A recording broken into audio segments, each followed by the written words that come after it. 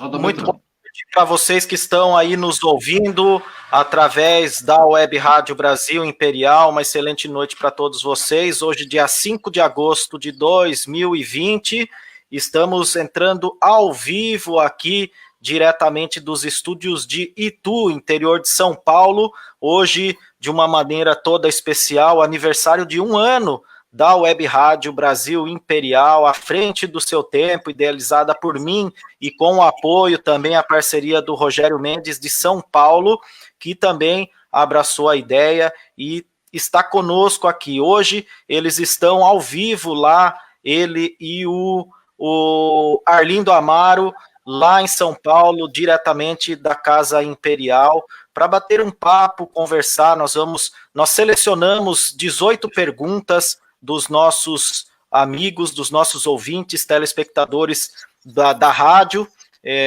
Já foi selecionada, encaminhada para Dom Bertrand, né? E nós vamos fazer aí essas perguntas dos nossos amigos, ouvintes e telespectadores. Eu quero agradecer primeiramente a Deus, né, pela força, pela oportunidade, por nos abençoar para poder tocar esse projeto, a minha família, ao Rogério Mendes e aos nossos produtores, e também especialmente ao Laboratório Oswaldo Cruz de Taubaté Imperial, na pessoa do Daniel, o Anjo do Império de Serquilho, a Cris Artes, Ideias e Sublimação, o canal do professor Neumar Nepomuceno, a DTPS Dream Project Support, soluções para aprimorar e melhorar os seus processos, na pessoa do Walter, a Revolução Administradora de Condomínios, um novo conceito de administrar seu condomínio com mais transparência e participação e facilidade.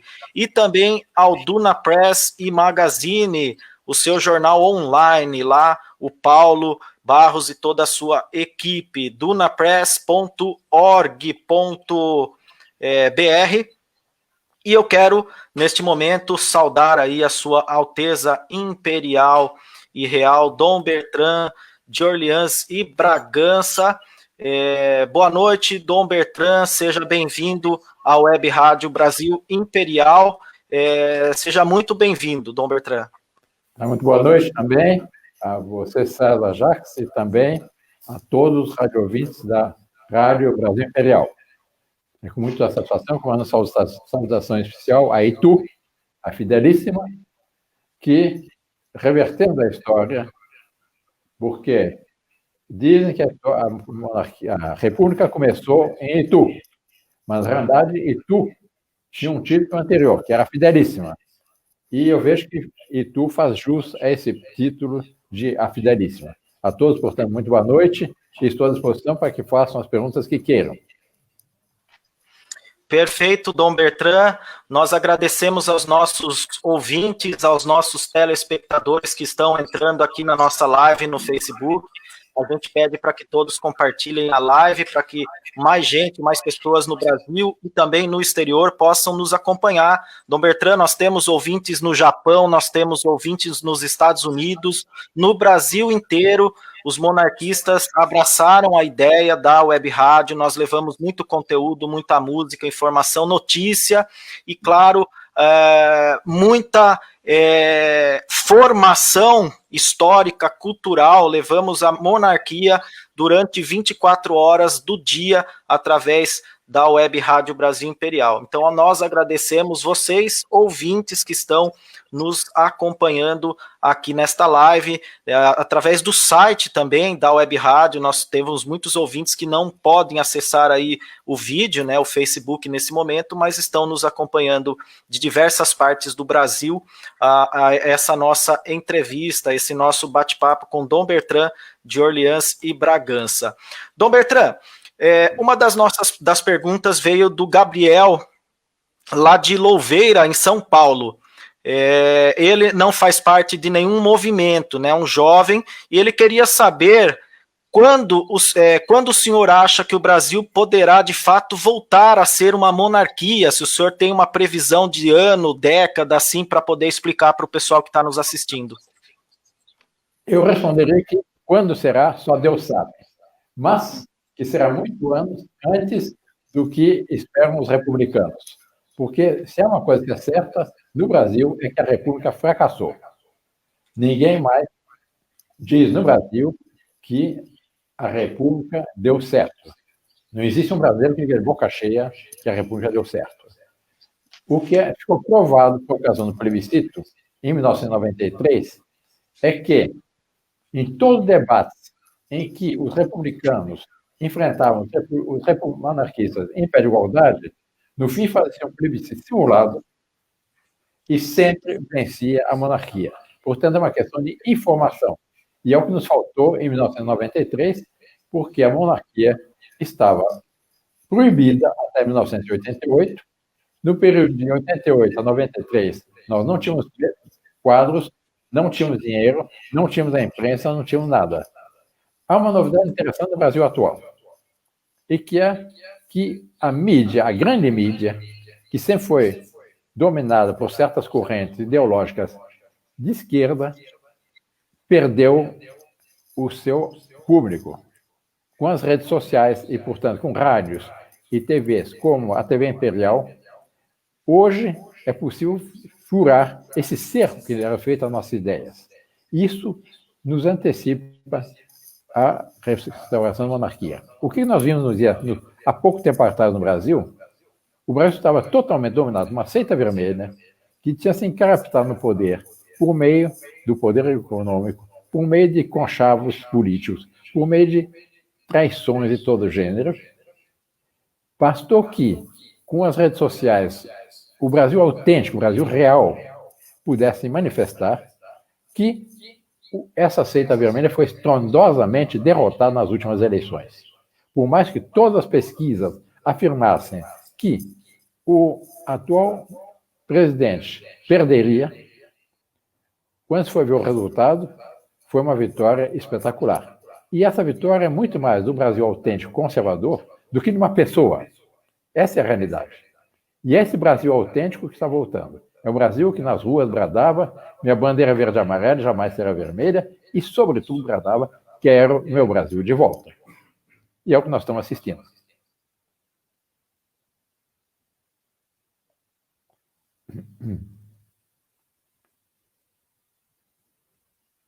Sumiu a voz.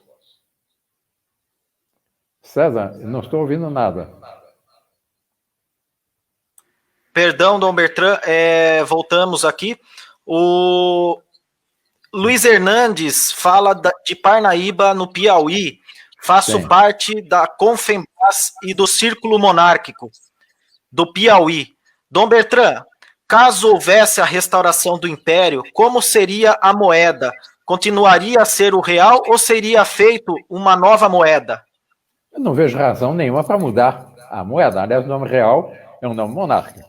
Portanto, eu seria partidário que continuasse o real. Perfeito. Pessoal da live, tá tudo ok, Cícera? O áudio tá saindo perfeito aí, pessoal. Só me dá um feedback para a gente não perder a entrevista, né? E se tiver tudo ok aí, a gente continua aqui, senão nós tentamos resolver aqui algum problema técnico. Bom, seguindo aqui, meu nome é Tiago Oliveira, sou de Porto Alegre.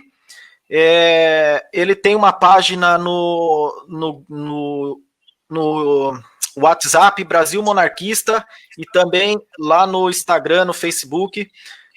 Gostaria de perguntar como era a economia no Brasil Império. Em qual posição mundial o Brasil se encontrava naquela época? Diz que o espelho de um regime é a sua moeda. Se há algo que o Brasil tinha extraordinário, foi a estabilidade da moeda.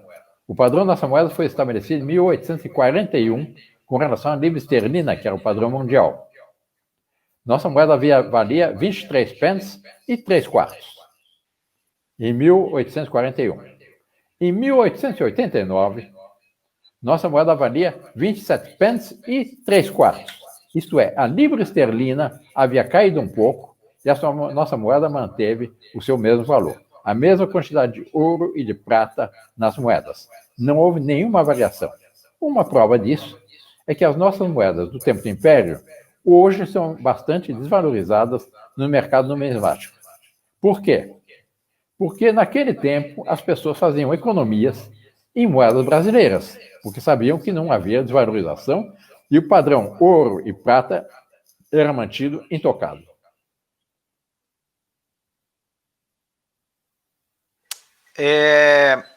O Arlindo, não sei se o Rogério, não sei se a caixa de som está dando retorno aí, não sei se está ligada, mas está dando um leve retorno aqui para mim, não? Ok. Aí tá desligado, Rogério, aí tá tranquilo. Bom, dando prosseguimento aqui, eu sou Matheus Lima, moro em Altamira, na província do Grão-Pará, e venho perguntar à Sua Alteza. Alteza, você acha... o que Sua Alteza Imperial acha do anarcocapitalismo e o que Vossa Majestade Imperial acha sobre a liberação da posse de armas de fogo para os civis? Em primeiro lugar, anarcocapitalismo. Eu não sou a favor de nenhuma anarquia. É por isso que haver o livre mercado, mas, evidentemente, não pode ser um mercado selvagem. Por exemplo, não é possível que continue o sistema atual, em que os produtos chineses entram aqui a preço de nada e quebram a nossa indústria. Aqui no estado de São Paulo, nos últimos anos, perderam-se 200 mil empregos na indústria têxtil por causa de produtos chineses. Porque os produtos chineses chegam, é trabalho escravo, é o Partido Comunista que domina toda a indústria, eles estabelecem preços para quebrar as várias indústrias nos vários países do mundo, e com isso eles quebram e dominam os mercados. Isso nós não podemos aceitar. É preciso haver um livre mercado, mas com um certo equilíbrio. E o normal é que cada nação tenda a produzir aquilo que necessita, para não estar na dependência de outras nações e chantagem de outras nações, como atualmente procuram fazer com a nação a China. Dizem que nós não podemos romper com a China, porque a China é que é o nosso maior mercado consumidor e que o Brasil depende da China. Eu nego essa realidade. Não é a China, não é o Brasil que depende da China, é a China que depende do Brasil. Porque se a China não comprar os alimentos brasileiros, eles não têm onde comprar. E a China vai morrer de fome. E, faltando alimentos, eles vão ter uma revolução social interna. Essa é a realidade. Nós não dependemos da China. A China é que depende de nós. Perfeito, Dom Bertrand. Meu nome é Ezequiel Novaes, chanceler do Círculo Monárquico de Montes Claros, na cidade de Montes Claros, norte de Minas Gerais. Que diretrizes de trabalho Vossa Alteza sugere aos círculos monárquicos nesses tempos de pandemia? Exatamente que por meio das redes sociais mantenham viva a ideia monárquica. Nós estivemos bastante limitados nesse período por causa da pandemia. Não foi possível realizar o encontro monárquico no Rio. Não vai ser possível. Não foi possível no dia 6 de junho, o aniversário de Dom Luís, por causa da pandemia. Aqui mesmo as reuniões foram suspensas. Apenas posso dar alguma entrevista como essa, pode ter alguns contatos, visitas.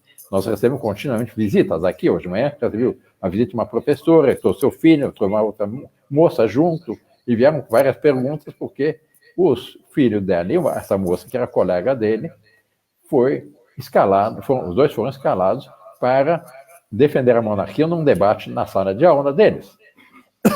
Quer dizer, a ideia monárquica está mais viva do que nunca. Essa é a realidade.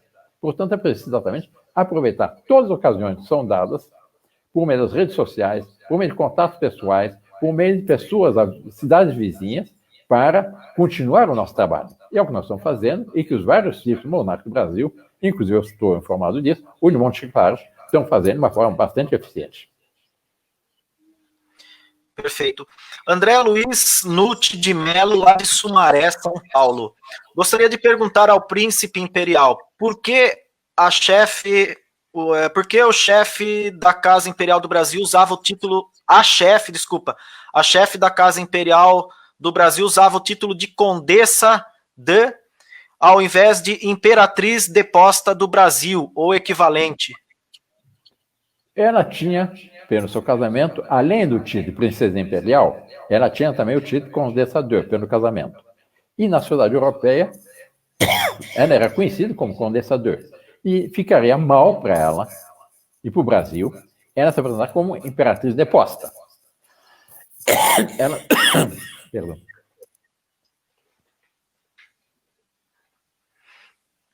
ela era conhecida pelos monarquistas brasileiros como a princesa imperial e como, depois do falecimento do seu pai, de jure, quer dizer, de direito, imperatriz do Brasil. Assim era conhecida pelos brasileiros, pelos monarquistas brasileiros. Ok. Deusati Cardoso, do Nação Real São Paulo. Sua Alteza é a favor de uma monarquia confessional ou parlamentar constitucional? A República não está bem, a pergunta não está bem feita. Nós somos favoráveis à monarquia parlamentarista com uma Constituição.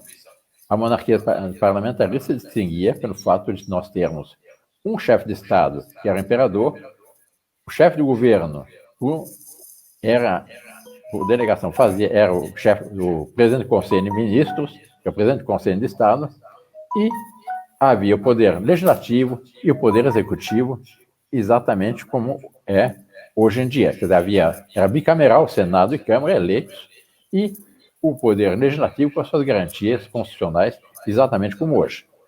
Essa seria a estrutura, do ponto de vista temporal, da monarquia.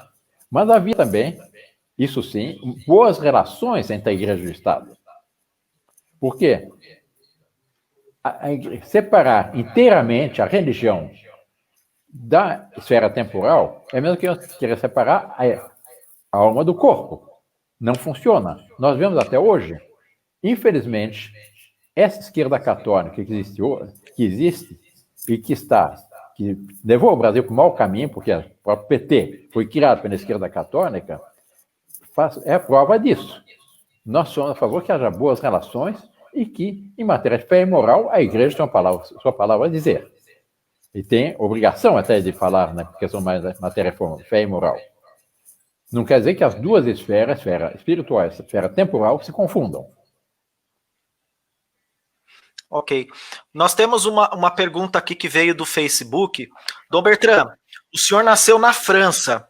O senhor, logo que nasceu, foi registrado na Embaixada do Brasil ou se naturalizou? Eu fui registrado no consulado e, chegando aqui, eu estou registrado e meu registro, eu tenho um registro como qualquer brasileiro nato, onde nós passamos a morar no norte do Paraná. Eu tenho todos os direitos como brasileiro nato. Perfeito, Dom Bertrand. O Paulo Hoffman... Pois não, conclua. Não, diga. Paulo Hoffman. O Paulo Hoffman, lá dos Estados Unidos, um dos nossos ouvintes, mandou essa pergunta para o senhor. O senhor é a favor que seja revisto o procedimento sucessório na família imperial, com o casamento somente com alguém da realeza? As princesas reais estão se acabando. Qual a probabilidade da monarquia derrubar o casamento dinástico? Todos abririam a mão da monarquia, condicionando o casamento em prol de Dom Luís? Não há nenhuma razão para mudar uma tradição, porque exatamente a força, a solidez da monarquia depende do respeito às nossas tradições. Eu não vejo nenhuma razão para isso e não há ninguém reivindica isso seriamente. Todos respeitam a Dom Luís, meu irmão mais velho, como chefe da Casa Imperial, e todos desejam que o meu sobrinho, Dom Rafael, e ele mesmo afirma que pretende casar-se com uma princesa. E princesas existem muitas. Ok. Meu nome é Danilo Guareschi. Gostaria de saber a opinião de Dom Bertrand acerca do sistema tributário brasileiro. Calamitoso. O Brasil é um dos países mais pesadas cargas tributárias do planeta. Era preciso, para poder diminuir os impostos, diminuir o paquiderme estatal. É o que o atual ministro está fazendo, né? Pretende fazer, mas está encontrando toda espécie de dificuldades, porque exatamente hoje nós estamos na consequência da República com a Constituição de 1988, que é uma Constituição de índole parlamentarista, com um sistema presidencial. E nós vemos que o presidente da República, que tem um plano econômico, tem um plano de reformas que é indispensável para a nação, que não consegue governar. Ele mesmo se queixa continuamente que não me deixa governar. Por quê? Porque a Câmara dos Deputados, o Supremo, criam toda espécie de obstáculos. Na monarquia, isso não existia, porque havia o quarto poder, que era o poder moderador, definido no artigo 98 da Constituição Imperial, que tinha como missão principal que era o equilíbrio entre os demais poderes em função do bem supremo da nação. Isto é, o que mantinha o equilíbrio entre o poder executivo, o poder legislativo e o poder judiciário. O que está nos faltando hoje exatamente é o poder moderador. Aliás, que é considerado por todos os constitucionalistas como tendo sido a grande genialidade do regime imperial.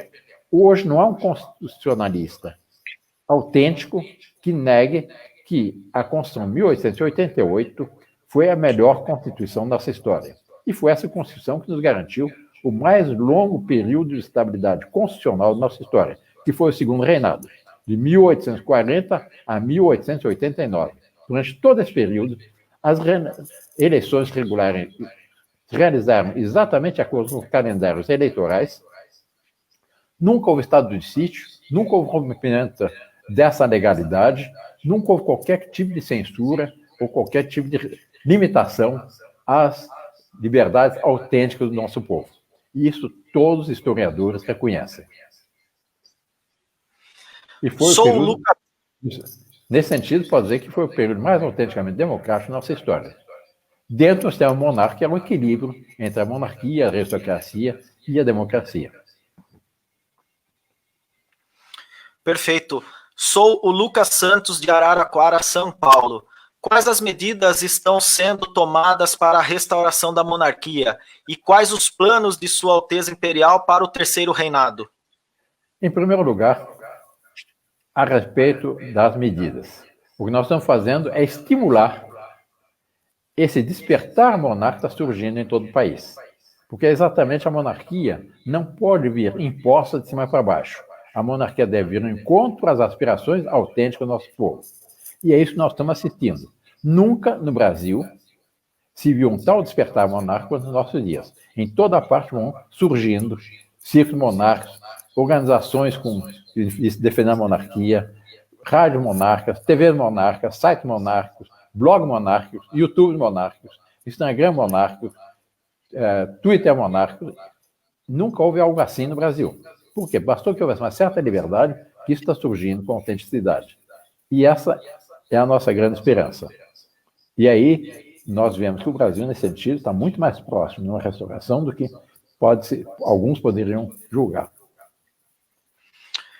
Ok, nós estamos com várias pessoas aqui assistindo essa live, tanto aqui no Facebook como no site da Web Rádio, nos aplicativos.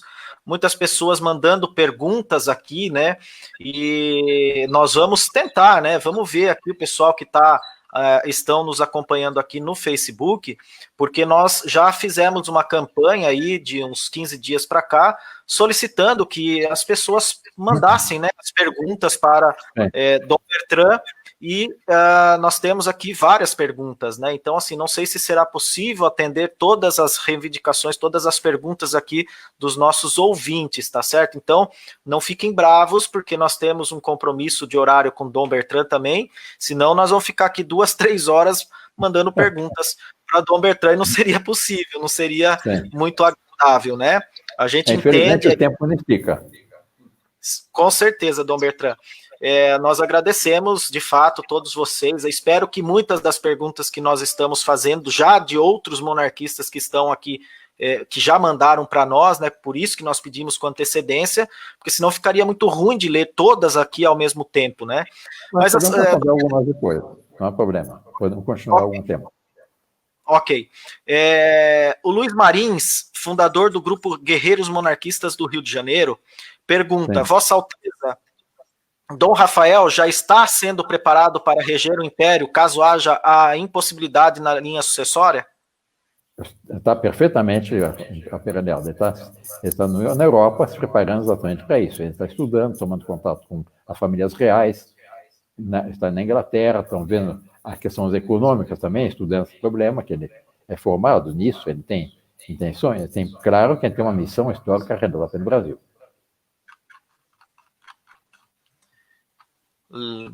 Perfeito. O Vitor Gabriel, João Pessoa, na Paraíba. Como o senhor classifica o seu papel como representante da família imperial brasileira na promoção da unidade social dos brasileiros, de todas as raças, credos, origens e em prol de um bem supremo da nação? Exatamente essa. Nós temos consciência, fomos formados tendo em vista a realização de uma missão histórica.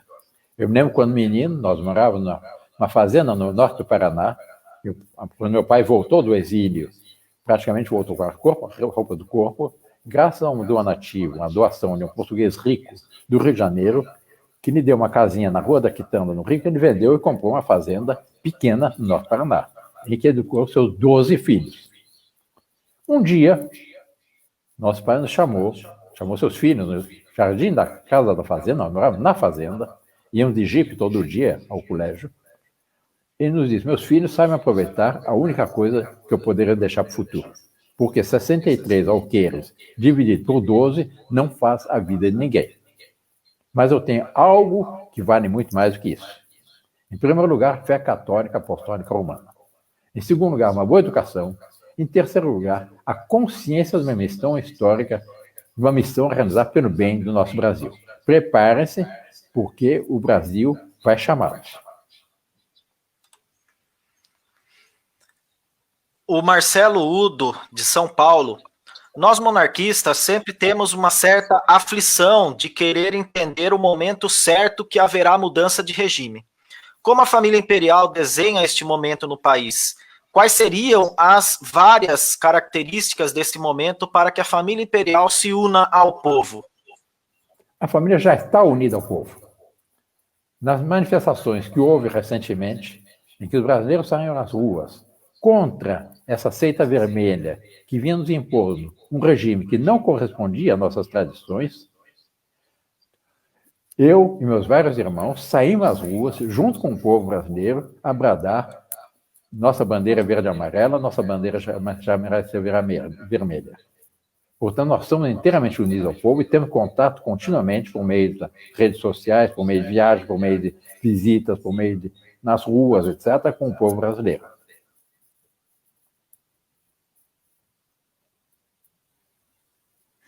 Ok. Dom Bertrand, nós vamos agora dar uma passadinha aqui no Facebook com as pessoas que estão aqui conosco. O Wellington Pontual, muito boa noite. O Fernão Ramos, muito boa noite. Guilherme Brandão, boa noite. Paulo Rocha, uma vez. Cleiton Macedo, Michael de Andrade de Sorocaba, Vilma Lopes, uma ótima noite para você também. Gabriel Alencar, Marco Aurélio, a Cícera, o Cauê também, muito boa noite para vocês.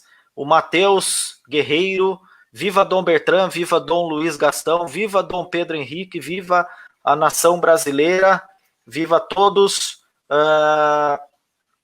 Quem mais aqui? Lucas Felipe, o Wellington Abner, pessoal participando aqui.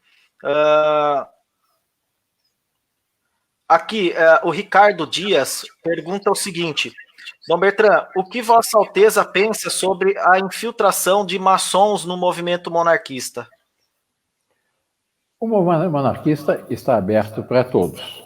Todos aqueles que querem realmente a restauração do Brasil monárquico, um Brasil que corresponda às nossas tradições históricas, um Brasil que corresponda àquela vocação que nos foi dada pela Divina Providência, nós estamos com os braços abertos. E nós procuramos mostrar que o Brasil tem uma missão especial, um papel, o concerto das nações, que nos estão reservados pela Divina Providência desde todo sempre. E é em vista disso que nós procuramos unir aos brasileiros, sem que haja qualquer tipo de segregação, como dizem hoje em dia. A Alessandra Batista pergunta o seguinte: quando um monarca dissolve o parlamento e convoca novas eleições, quem governa o país durante esse período? Normalmente, no regime parlamentarista, enquanto não se escolhe um novo primeiro-ministro, no Império é um presidente do Conselho de Ministros, o ministério que perdeu a sua maioria continua a governar o país, para que não haja um período, um hiato, entre um governo e outro. Assim tem sido nas monarquias, na Espanha, na Bélgica, na Inglaterra, em todas as monarquias constitucionais parlamentares. Odaci Marques, boa noite. Gostaria de saber qual a visão da Casa Imperial acerca dos evangélicos e como o futuro governo monárquico serão tratadas as questões de igreja com não católicos. No Brasil, sempre houve boas relações entre todos. Havia um equilíbrio entre a religião católica, a religião oficial naquele tempo, e as demais denominações. Nós somos católicos. Nós gostaríamos que todos fossem católicos, porque é a igreja fundada por nosso Senhor Jesus Cristo. Mas nunca houve qualquer tipo de perseguição religiosa no Brasil. E não vemos razão nenhuma para estabelecer um sistema de perseguições. Desde respeito à lei natural, que é a lei de Deus. Ricardo Badani. Boa noite. Eu gostaria de saber se a gramática, a língua portuguesa, poderia haver mudanças após uma restauração, pois nossa língua hoje é muito complicada, o que prejudica a comunicação e, historicamente, países com uma comunicação mais fácil tendem a ser mais desenvolvido. Infelizmente, a sua transmissão está intercortada e não foi possível ouvir a pergunta completa. Se fosse possível ver o que está vendo no seu microfone e fazer a pergunta de novo, posso responder perfeitamente. Ok, Dom Bertrand, está me ouvindo? Agora estou. Vamos ver, continue um pouco, porque antes até agora está muito bom. Agora que tinha na pergunta anterior, que saiu, ela foi intercortada. Ricardo Badani perguntou sobre a gramática, sobre a língua portuguesa. Continua intercortada. Tem algum defeito na sua transmissão? Deixa eu ver aqui, Dom Bertrand. E agora como que está? Continua intercortada. Ainda? Ainda. Será que... deixa eu ver. O pessoal aí de casa está ouvindo perfeitamente como que... Nós temos... Coloquei a pergunta aqui na tela, Dom Bertrand. Não sei se é possível, senhor... sobre a língua portuguesa. Sim.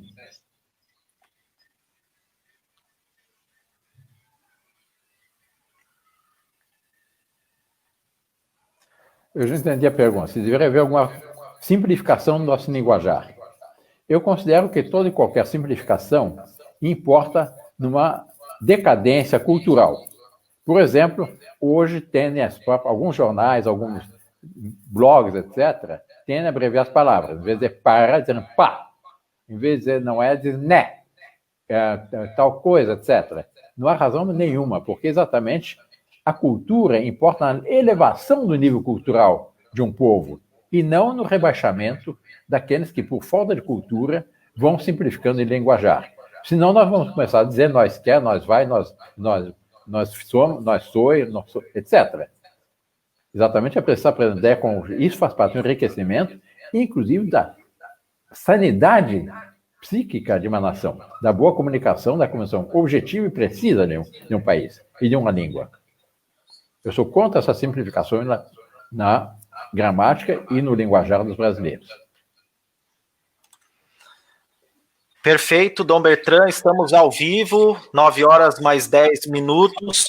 Estamos entrevistando Dom Bertrand de Orleans e Bragança, segundo na linha de sucessão ao trono brasileiro, atrás aí do seu irmão, príncipe Dom Luís de Orleans e Bragança. Nós temos bastante pessoas acompanhando aqui nós no site, no Facebook, também nos aplicativos da Web Rádio Brasil Imperial. Dom Bertrand, nós tivemos aí, cerca de 2 ou 3 semanas atrás, nós temos várias pessoas perguntando isso daqui, inclusive do movimento, a ação orleanista. Então nós tivemos várias discussões no Facebook, cerca de 2 semanas atrás, de grupos da Ação Orleanista, que defende uma monarquia tradicional com país católico, e os monarquistas que defendem o parlamentarismo foi em defesa de Sua Alteza, tal. O que o senhor fala sobre isso, né? Qual é a posição da Casa Imperial do Brasil acerca dessa posição? O Brasil é um país... Pois não, continue. A Casa Imperial defende uma monarquia tradicional, né? Ou uma parlamentarista constitucional? A monarquia tradicional é, evidentemente, o ideal, que é uma monarquia em que existe o respeito ao direito natural, o respeito à boa ordem posta por Deus na criação, o respeito aos 10 mandamentos da lei de Deus. Imagine uma nação em que todos respeitam os 10 mandamentos da lei de Deus. Que problemas haveriam? Agora, nas atuais circunstâncias históricas, é evidente que uma restauração de uma monarquia parlamentar, como foi no Império, com adaptações às circunstâncias do mundo atual, é o que se pode fazer. E é o que nós vamos querer fazer. Quanto ao futuro, como é que as coisas vão evoluir no sentido do Brasil poder retomar inteiramente as vias gloriosas que a Divina Providência tem reservada, isso depende, e só Deus sabe. É preciso exatamente que nós estejamos compenetrados dos fundamentos da verdadeira monarquia. Quais são esses fundamentos? São baseados exatamente, como eu disse há pouco na outra pergunta, na boa ordem posta por Deus na criação. Porque nós não somos monarquistas apenas porque a monarquia é mais estável com o seu parlamentar, a monarquia é mais eficiente com o seu econômico, etc. Nós somos, sobretudo, favoráveis à monarquia, porque é o regime que melhor corresponde à boa ordem posta por Deus na criação. Porque se nós formos observar toda a obra de Deus na criação, a família, que é a primeira das monarquias, por missão divina, o pai é rei, a mãe é rainha, e os filhos são príncipes herdeiros. Isso vai numa fazenda. A fazenda é um pequeno reino, limitado pelos direitos dos seus vizinhos, etc. Mas faz parte da ordem natural. Uma empresa é a mesma coisa. E exatamente isso corresponde a quê? A uma série de princípios, de pontos ordenativos postos pela lei de providência. Isso vale para os regimes monárquicos, vale para, por exemplo, matemática. E existe um absoluto. Ninguém vai defender e dar liberdade que se ensine a todos que 2 e 2 igual a 5 é igual a 7, etc. Porque há um valor absoluto. A verdade não é relativa. A verdade é a correspondência do pensamento, das afirmações, etc., aquilo que é objetivamente correto, aquilo que corresponde à realidade. Os relativistas, não, tudo é relativo. Por exemplo, vamos dizer que não, isso aqui não é um computador, mas é um jegue. Não pode ser, porque isso objetivamente é um computador. 2 e 2 é igual a 4, objetivamente. O que faz um bom médico? Ele estuda o organismo humano como Deus o fez. Ele se aprofunda no estudo dessa realidade. Ele ama essa realidade. E ele procura servir essa realidade. Quando há uma anomalia, uma doença, ele dá um remédio para que volte a essa normalidade. Assim também deve ser uma ordem política. Isso corresponde ao quê? Ao respeito à boa ordem posta por Deus na criação. E é o que nós queremos no Brasil no futuro. Isso, com o tempo, vai se ordenando, vai se estabelecendo, etc. Mas, assim como uma doença não pode resolver tudo do dia para a noite, assim também não pode se resolver todos os problemas do dia para a noite. Sobretudo, é preciso procurar estimular o povo brasileiro a corresponder a esses planos, entender esses planos, e o papel do imperador é exatamente saber auscultar as aspirações autênticas do seu povo e orientar, baseado na sua longa experiência pessoal, a sua nação, ao seu povo, para a realização desses planos. Mas é uma coisa que vai se dando com o tempo. Não se pode resolver tudo agora, como é que vai ser ou como é que não vai ser. Nós temos que ver, no momento, quais são os passos possíveis para que o Brasil venha a ser exatamente a terra de Santa Cruz, aquele país que recebeu a sua primeira bênção com a missa de Frei Henrique de Coimbra, em Porto Seguro. Rodrigo Barros. Alteza, sou de Santos e aqui estamos fundando um círculo monárquico. O senhor tem alguma programação para vir à cidade de Santos? Estava programado antes da pandemia. Agora, depois da pandemia, nós temos que refazer toda a programação, todos os calendários das atividades. Mas espero, quanto antes, ir a Santos, porque já há muitos monarquistas em Santos e continuamente nos convidam para ir a Santos. E Santos é relativamente perto de São Paulo. É uma viagem mais ou menos como ir num bairro mais distante de São Paulo. Não é que Santos seja apenas um bairro, Santos é uma cidade histórica, Alberto dos Andradas, é uma cidade, sabe, junto a São Vicente, foi o primeiro município da nossa história. Sim. Dom Bertrand, o Rodrigo Brasileiro, lá do Rio de Janeiro, perguntou como o senhor avalia a campanha nacional de fundação de círculos monárquicos promovida pela Confebras, Montes Claros e Instituto Pretório. O movimento monárquico brasileiro é coordenado pelo pró-monarquia. E é preciso exatamente que haja uma autonomia para os vários grupos, mas sempre coordenado pelo pró-monarquia. Nós não vamos começar a dividir quem vai ser o coordenador e quem não vai ser. O estabelecimento de Dom Luís, historicamente, tradicionalmente, sempre foi pró-monarquia. Certo. Nós temos aqui a pergunta do Luiz.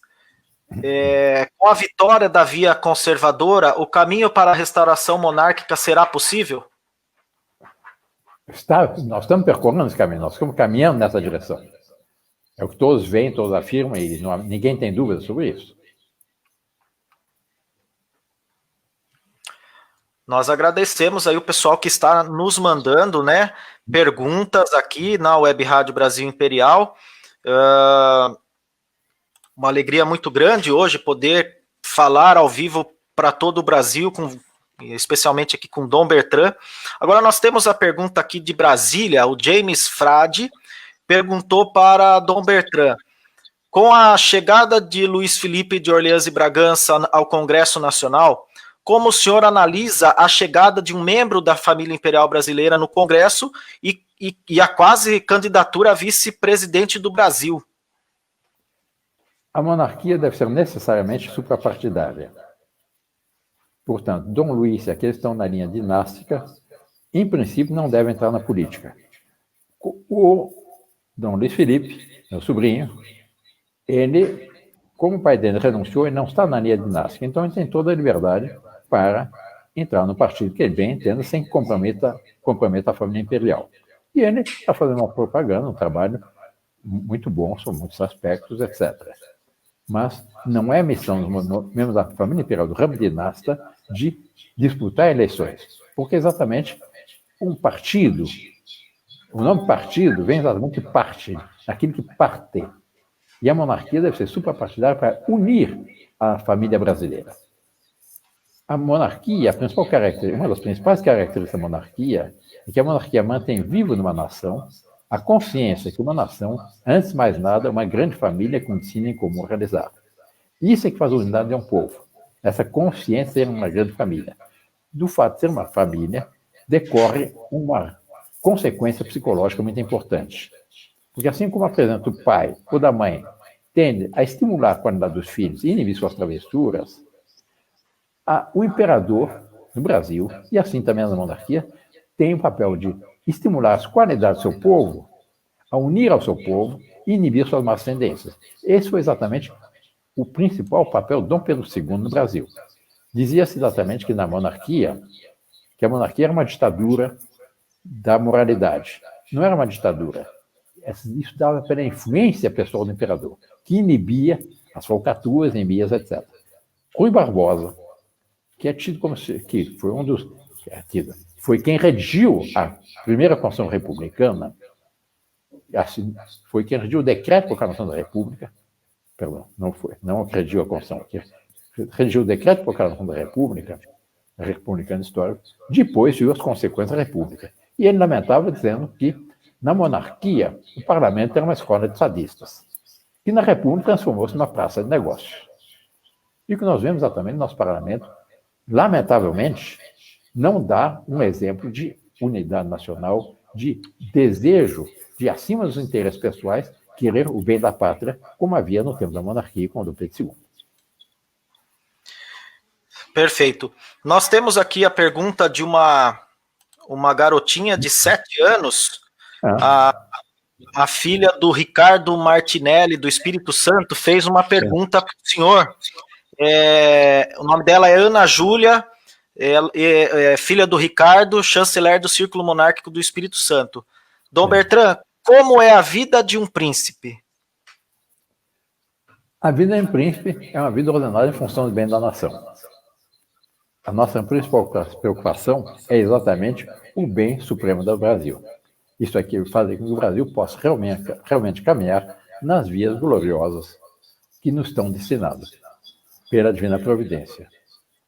Eu felicito a Ana Júlia pelo seu interesse, já desde menina, muito jovem, pelo bem do Brasil. E que eu insisto e a estimulo que continue a desejar o bem do Brasil, porque, de fato, os jovens são o futuro da nossa pátria.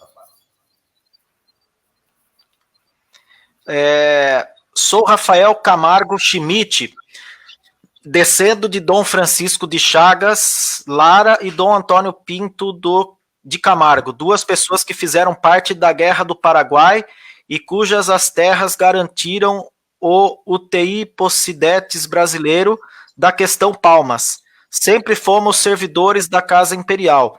Acredito que o Império do Brasil foi um espetacular regime que São Tomás de Aquino qualificados como regime temperado, ou o melhor dos regimes. Vossa Alteza concorda com isso? Concordo inteiramente com São Tomás de Aquino. E São Tomás de Aquino, o que ele dizia sobre as formas de governo? Que existem 3 formas legítimas: a monarquia, a aristocracia e a democracia. E dizia São Tomás que, por causa desse princípio, o regime mais perfeito era o da monarquia. E por isso a igreja é uma monarquia pura, absoluta. Na esfera temporal, dizia São Tomás com toda a razão, que o ideal é um regime misto, uma monarquia orgânica, em que haja algo de monarquia, algo de aristocracia e algo de democracia. Exatamente como era no Brasil, no Império, em que havia o monarca, havia uma aristocracia, que as pessoas que mereceram por seu serviço prestado à nação um título, e havia, nas eleições, uma democracia muito mais autêntica que as democracias recentes, em que se elegiam os que gastavam mais dinheiro. A última eleição, como eu disse, foi uma exceção, porque foi, sobretudo, despertar de um Brasil conservador que veio à tona a partir da indignação geral do Brasil contra um partido vermelho que estava impondo ao Brasil uma agenda socialista, uma agenda comunista, e que, ao mesmo tempo, estava saqueando a nossa nação. Nunca se roubou tanto, fazendo a expressão desse personagem que esteve na chefia do Estado, nunca antes nesse país se roubou tanto quanto se roubou nesse período vermelho. Perfeito. Dom Bertrand, Cássius, membro do Círculo Monárquico Carlos Gomes de Campinas, estamos vendo atualmente uma grande discussão sobre a nota de R$200. O que o senhor, Dom Bertrand acha sobre isso? O lançamento de papel moeda com valor alto indica a volta da inflação galopante? Não vejo por quê. Dizem apenas que alguns levantam essa objeção, não sou técnico nessa matéria, mas alguns levantam a objeção que muita gente vai querer esconder o dinheiro embaixo do colchão. Mas isso não corresponde à realidade. Quando foi estabelecido o real, nós já tínhamos notas de 50, depois de 100, e isso não aconteceu. Acontece naquele tempo, o real estava ao par com o dólar. Hoje está em $1 vale R$5. Portanto, uma nota de 100 há algum tempo atrás seria o equivalente a uma nota de 500 hoje em dia. Mas isso não foi nenhum fator de inflação. A meu ver, eu não sou técnico em matéria monetária, mas não vejo objeção, pelo contrário, pode simplificar muita coisa, porque às vezes a gente tem que pagar uma coisa, são uma caneia máxima de moedas, de dinheiro, de notas. Ok, o Wellington Pontual disse o seguinte: Dom Bertrand, quando é que o Brasil estará preparado politicamente para um novo plebiscito? O Wellington Pontual, do Círculo Monárquico de Caruaru, Pernambuco. Espero que seja o quanto antes. Isso depende dos vários monarquistas brasileiros que trabalhem seriamente para que chegue a esse ponto. Como é preciso que a sociedade monárquica amadureça um pouco mais, mas eu tenho certeza que se houver um plebiscito proximamente, e se fosse ouvir as aspirações autênticas do nosso povo, aquele Brasil real, aquele Brasil que trabalha, que vence na vida, a monarquia seria logo restaurada. O Matheus falou o seguinte: Dom Bertrand, mande um abraço para o povo do Grão-Pará que tem apreço pela família imperial brasileira. Esse Matheus é um jovenzinho de 13 anos, ele tem um canal no Instagram, um perfil no Facebook, ele dá um show de monarquia quando ele participa das lives, ele fala bastante, com bastante propriedade, está aprendendo muito, nós já o entrevistamos aqui na Web Rádio Brasil Imperial, pediu para o senhor mandar um alô lá para o Grão-Pará. Bom, é uma muito boa ocasião de saudar a antiga província de Grão-Pará, que fazia parte do Pará e do Amazonas, e todo aquele norte do Brasil, Roraima, Amapá, etc. E era uma região que tinha um grande futuro, a tal ponto que, em certo momento, no século XVIII, o governo português pensou seriamente em transferir a capital e o centro do mundo luso para o Pará. Os nomes de Santarém, Óbidos, etc., vários nomes que existem no Pará, de cidades, foram criados nessa ocasião, e exatamente tendo em vista a eventual transferência da monarquia portuguesa para o Brasil. O Dan Guareshi, na monarquia, perguntou o seguinte: na monarquia seria criada uma House of Lords igual no Reino Unido, Dom Bertrand? Uma que, perdão? House of Lords. Isso. A Câmara dos Lordes. Havia na monarquia uma instituição muito sábia, porque a House of Lords, a Casa dos Lordes, seria o equivalente aqui no Brasil, que foi o Senado.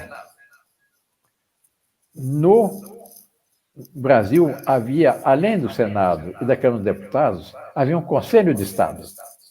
O que era esse conselho? Era um conselho de pessoas exponenciais nos vários setores da atividade nacional, que tinham como missão aconselhar o imperador e aconselhar também, colateralmente, ao presidente do Conselho de Ministros, aos próprios políticos, etc., a respeito de certas questões de interesse superior da nação. E era muito interessante um aspecto. Quando havia um problema mais importante, uma questão mais importante a ser decidida, o imperador tinha obrigação de ouvir o Conselho de Estado. Mas ele podia, depois de ouvir, decidir até de uma forma contrária. Ele teria que assumir a sua responsabilidade histórica. Mas exatamente a missão do Conselho de Estado era uma missão de conselho, de ajudar o imperador a se esclarecer sobre as várias questões. E é o que nós achamos que devia haver no caso de uma restauração do Brasil. Além da Câmara de Deputados e do Senado, eleitos pelo voto popular, como era no tempo do Império. Leonardo Scherer perguntou o seguinte, Dom Bertrand: por qual motivo a Casa Imperial não reativa as ordens do Império? As casas reais depostas da Europa todas mantêm as ordens ativas.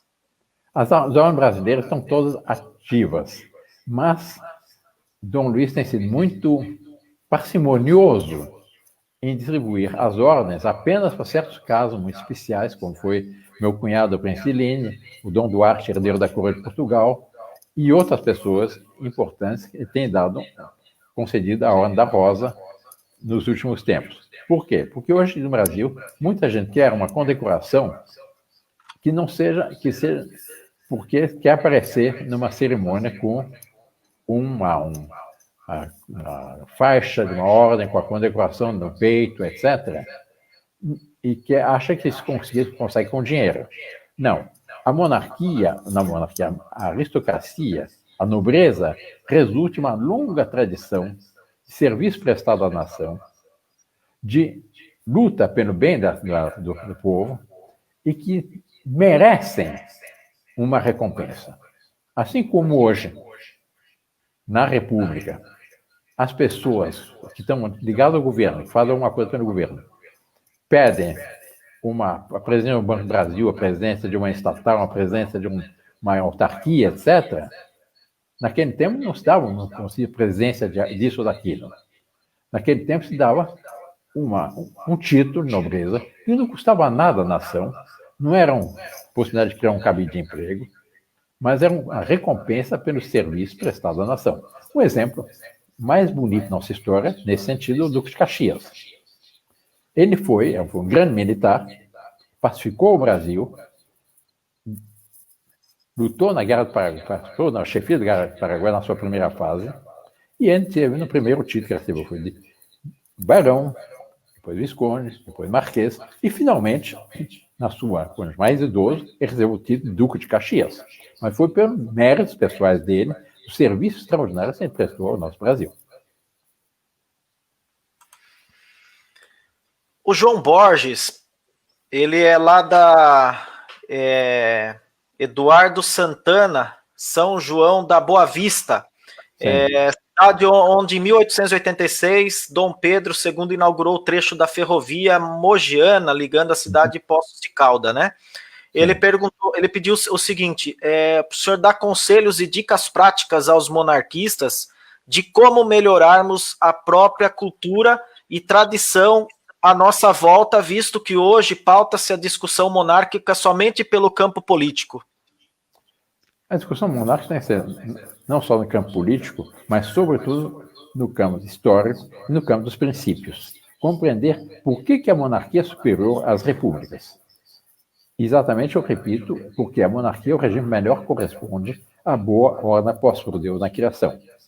Mas é preciso estudar os princípios monárquicos. Existem livros muito bons sobre a monarquia, um deles que eu recomendo, que é Parlamentarismo Sim, mas a Brasileira, do professor Armando Alexandre dos Santos. É um livro muito bem escrito, em perguntas e respostas, que dão toda a agenda de uma formação monárquica autêntica, que responde a praticamente todo o universo de perguntas que se podem fazer. Assim como nós aprendíamos o catecismo na nossa infância, é preciso que os monarquistas conheçam esses princípios para que possam responder e possam exatamente fazer um projeto de vida em função disso. Perfeito, Dom Bertrand. O Luiz Marins, ele perguntou o seguinte: com a restauração monárquica, a Constituição de 1824 será reformulada ou precisará de uma nova Constituição? Eu não vejo nenhuma razão fazer uma nova Constituição. Pelo contrário, é preciso, a meu ver, e o Dom Luiz também tem sempre afirmado, é preciso restaurar a Constituição de 1824, mas atualizá-la ao Brasil atual, porque o Brasil progrediu muito nesse período. Basta dizer o seguinte: o Brasil, quando houve a independência, o Brasil tinha 4 milhões de habitantes. Em 1889, por causa da proclamação da República, o Brasil tinha 12 milhões de habitantes.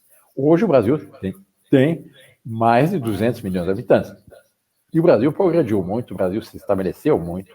E, por exemplo, um detalhe que seria preciso atualizar é a questão da federação. Na monarquia, havia uma monarquia unitária. Numa monarquia orgânica, natural, deve haver uma federação, porque a vitalidade de uma nação está na proporção da vitalidade dos vários corpos que constituem essa nação, das várias regiões, das várias províncias, dos vários estados, etc. E não pode haver um governo unitário que queira ordenar tudo. No Império, como é só 4 milhões de habitantes, com o atual território, um território imenso, praticamente metade da América Latina, América do Sul, era indispensável um governo unitário, porque a tendência naquele tempo era o separatismo, coisa que nós estamos absolutamente contra. Mas hoje, ninguém levanta o problema do separatismo. Entretanto, a federação, o regime federativo, respeita um princípio fundamental numa nação, que é o princípio de subsidiariedade. É o princípio segundo o qual, e aliás corresponde ao natural, um órgão superior só deve fazer o que o inferior não for capaz de fazer por si. Assim, por exemplo, simplificando muito na nossa estrutura, E eu sempre tenho insistido nisso, desde o tempo do plebiscito. Aliás, o próprio ministro da Economia atual, Guedes, volta e meia, dá exatamente o mesmo exemplo. O município só deve fazer o que as famílias que compõem esse município não foram capazes de fazer. Nas famílias, a gente vê aquele todo orgânico município, são as famílias, os grupos culturais, as associações de classe, todo aquele conjunto do município, é todo orgânico. Por sua vez, o Estado só deve fazer, o governo do Estado, só deve fazer o que as famílias e os municípios não foram capazes de fazer por si. Finalmente, o governo da União só deveria fazer o que as famílias, os municípios e os estados não foram capazes de fazer por si. De tal forma que no topo do governo da União, a estrutura seja pequena, ágil, que possa indicar os grandes rumos, mas que não estejam querendo continuamente intervir em toda a nação. Porque isso paralisa uma nação. É o que nós temos hoje. Hoje, sobretudo no tempo do governo anteriores, hoje o ministro da Economia insiste muito nesse princípio de subsidiariedade, graças a Deus. Mas qual era a tendência do Estado brasileiro no período republicano, desde 1889? É que tem um governo central que planeja tudo de cima para baixo. Ora, a vitória de uma nação, a vitória de um povo, vem exatamente daquela força orgânica desse povo. A vitória da nação vem dessa tendência para o progresso do povo. Vem de baixo para cima e não de cima para baixo. De cima para baixo deve haver o exemplo, a orientação, a coordenação e apenas naquilo que for indispensável, a ação do governo. Deve haver governo, deve haver Estado, mas não pode ser um paquiderme como o atual governo. Porque nós temos as mais altas cargas tributárias do planeta. Porque nós temos esse paquiderme para sustentar. E qualquer coisa que queira mexer nisso, para diminuir o tamanho do Estado, em protesto de todo gênero, greves, etc. Assim não funciona.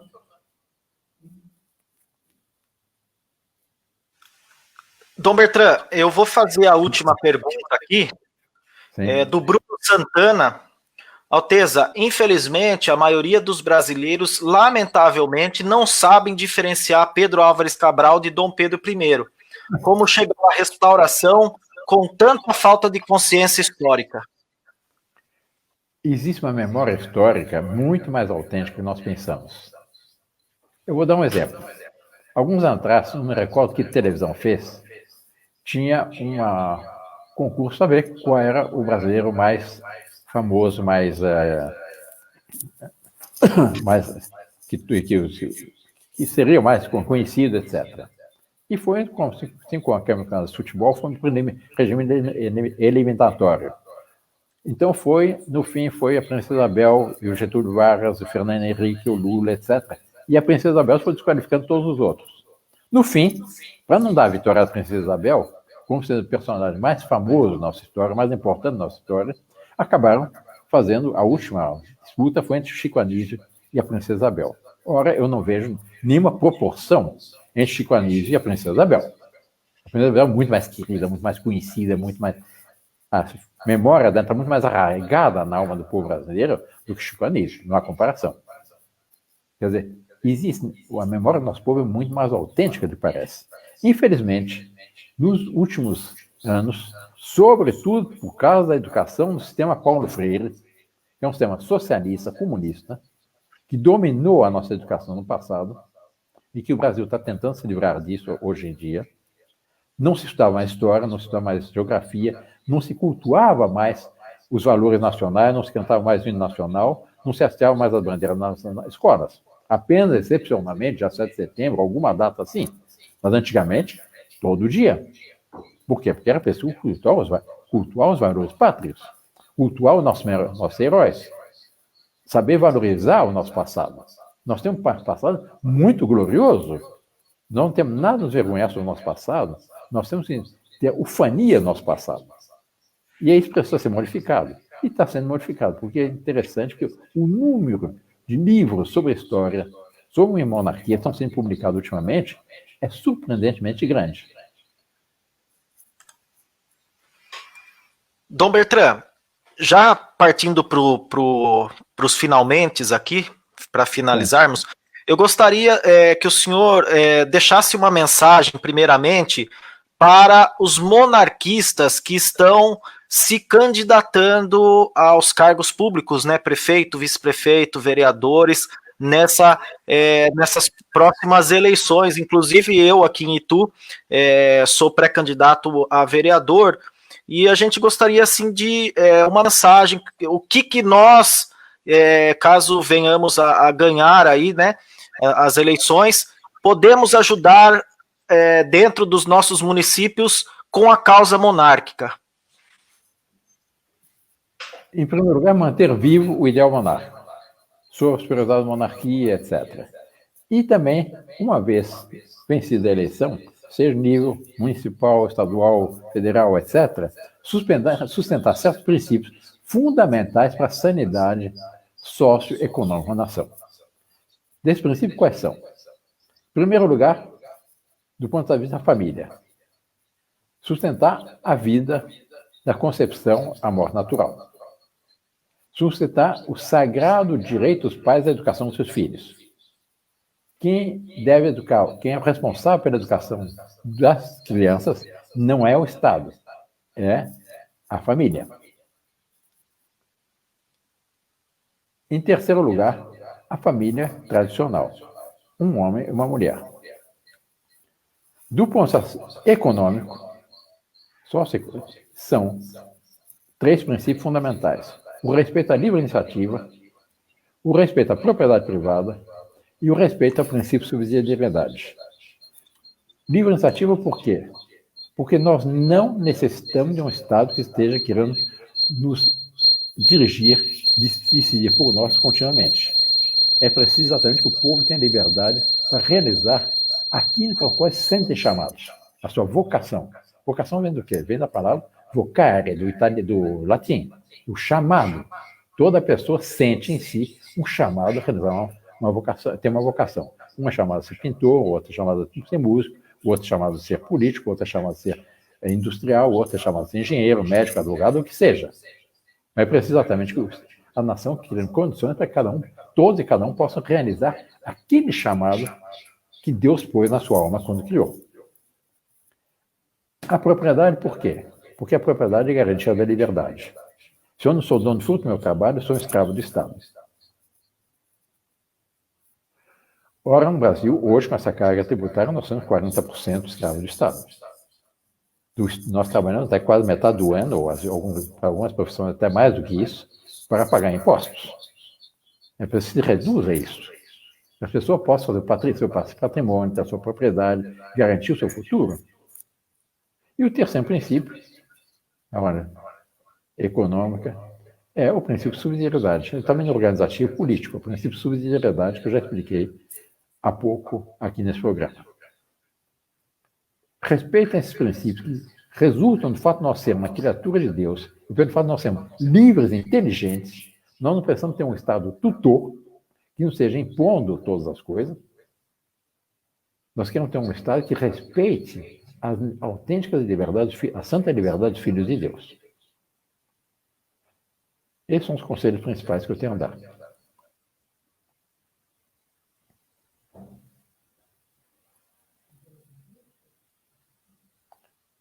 Sumiu a voz.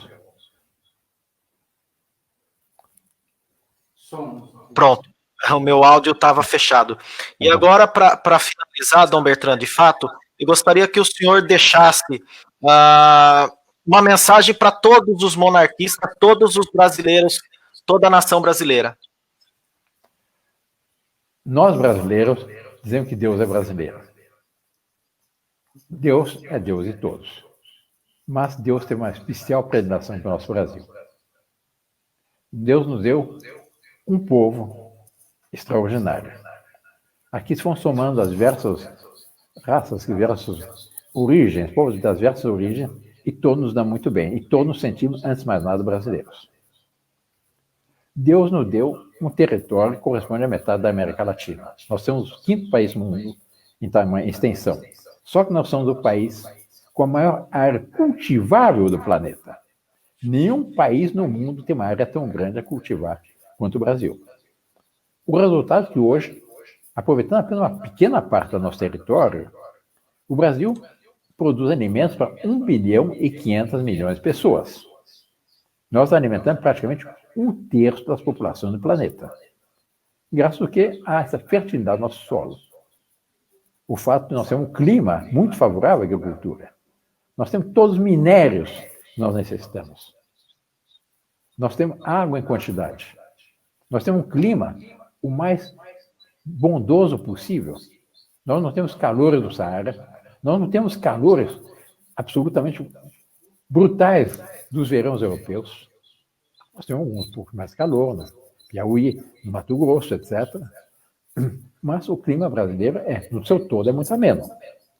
Nós estamos em pleno inverno aqui no estado em São Paulo. Ligeiramente frio, mas as casas não têm calefação. No sul, as casas hoje já têm mais calefação. Mas não tem umas nevascas, geadas contínuas, também nem grandes enchentes, nem furacões, como tem os Estados Unidos, como tem outros países. Quer dizer, o Brasil é um país privilegiado. E o país é um país que tem uma grande vocação para o serviço, para se impor no concerto das nações. Não pelas suas armas, nós temos que ter umas forças armadas bem estabelecidas, porque vai no princípio, se queres a paz, prepara-se para a guerra, mas, sobretudo, pela influência da bondade do povo cristão na nossa pátria. Essa é a nossa vocação. Peçamos a Deus, peçamos a Nossa Senhora Aparecida, Rainha do Brasil, que nos abençoe nessa nossa epopeia, para que o Brasil venha a ser realmente o que ele é chamado a ser. Aquele país maravilhoso com o qual todos nós sonhamos. Com isso, eu encerro minhas palavras, minha participação, felicitando a Rádio Brasil Imperial, felicitando os monarquistas que, em um número crescente, vem se dedicando a esse ideal de uma restauração de um Brasil verdadeiramente cristão, autêntico e forte. A todos, muito boa noite, que Deus abençoe.